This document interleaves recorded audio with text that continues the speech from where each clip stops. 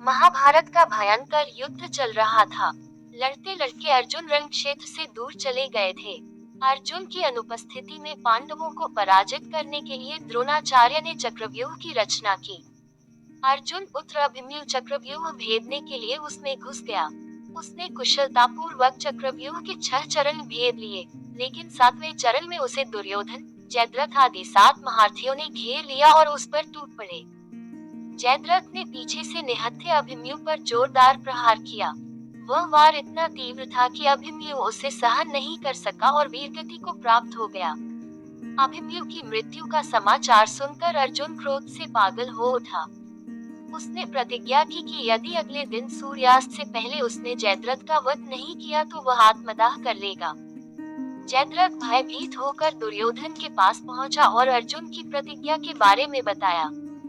दुर्योधन उसका भय दूर करते हुए बोला, चिंता मत करो मित्र, मैं और सारी कौरव सेना तुम्हारी रक्षा करेंगे।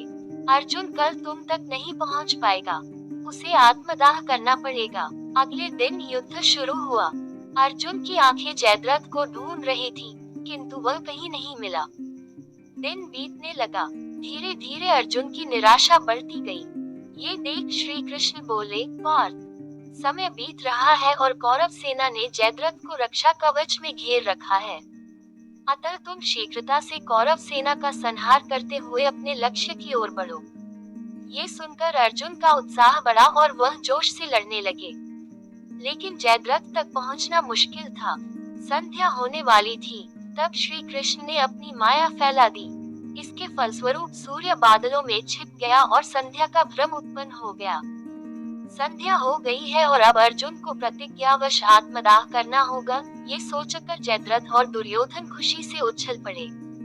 अर्जुन को आत्मदाह करते देखने के लिए जयद्रथ कौरव सेना के आगे आकर अट्टहास करने लगा। जयद्रथ को देखकर श्री कृष्ण बोले, पार्थ, तुम्हारा शत्रु तुम्हारे सामने खड़ा है। उठाओ अपना गांडीव और वध कर दो इसका। वह देखो अभी सूर्यास्त नहीं हुआ है। ये कहकर उन्होंने अपनी माया समेट ली। देखते ही देखते सूर्य बादलों से निकल आया। सबकी दृष्टि आसमान की ओर उठ गई। सूर्य अभी भी चमक रहा था। ये देख जयद्रथ और दुर्योधन के पैरों तले जमीन खिसक गई। जयद्रथ भागने को हुआ, लेकिन तब तक अर्जुन ने अपना गांडीव उठा लिया था। तभी श्री कृष्ण चेतावनी देते हुए बोले, हे अर्जुन, जयद्रथ के पिता ने इसे वरदान दिया था कि जो इसका मस्तक जमीन पर गिराएगा, उसका मस्तक भी 100 टुकड़ों में विभक्त हो जाएगा। इसलिए यदि इसका सिर जमीन पर गिरा तो तुम्हारे सिर के भी 100 टुकड़े हो जाएंगे। हे पार्थ, उत्तर दिशा में यहाँ से 100 योजन की दूरी पर जयद्रथ का पिता तप कर रहा है। तुम इसका मस्तक ऐसे काटो कि वह इसके पिता की गोद में जाकर गिरे। अर्जुन ने श्री कृष्ण की चेतावनी ध्यान से सुनी और अपनी लक्ष्य की ओर ध्यान कर बाण छोड़ दिया।